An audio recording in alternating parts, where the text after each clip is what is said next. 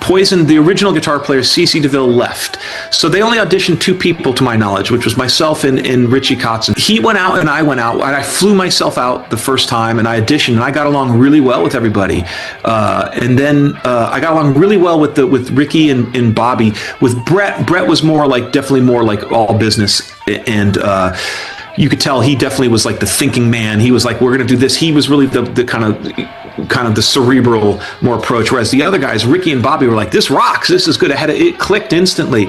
And then they also rehearsed with Richie. But my take on it is that because I was very similar to CeCe in my personality and my approach and my energy, everything was kind of like, CeCe was kind of like this wild, driving force, which kind of was my thing. And then Richie came in, he was just kind of like, different approach. He was very musician based and he brought a different tinge to the flavor. And I think Brett really wanted that, was my guess. I think he just it's kind of like, I just broke up with this girlfriend, let me go in a different direction.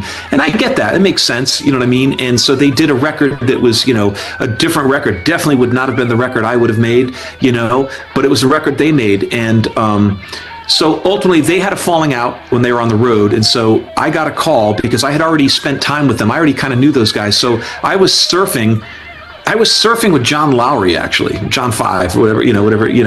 And I remember it was a Sunday, and it's very funny because, my phone wouldn't ring until people needed me. And then, man, I must have got 10 phone calls from 10 different people in 10 different, totally different social platforms. And, man, they were in a jam. And so they basically said, hey, we had a falling out with Richie. He's going to be, he's leaving the project.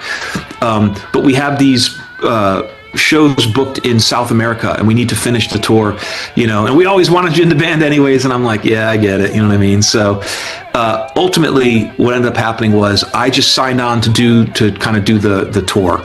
And we basically agreed that, hey, we'll do the tour. If we all get along and it's well, then we'll do a record. And I said, okay, it sounded fair. And what I do remember doing, because I remember they ghosted me and I was out all that money. So I'm not going to say the number, but they offered me a pretty big number to do the tour because they were in a jam. And I said, well, got to double it. And they said, okay. And so that was it. So I felt at that point it was good. I had let go of all the, and I told them that too. I said, I'm going to double it. And they said, yeah, we get it.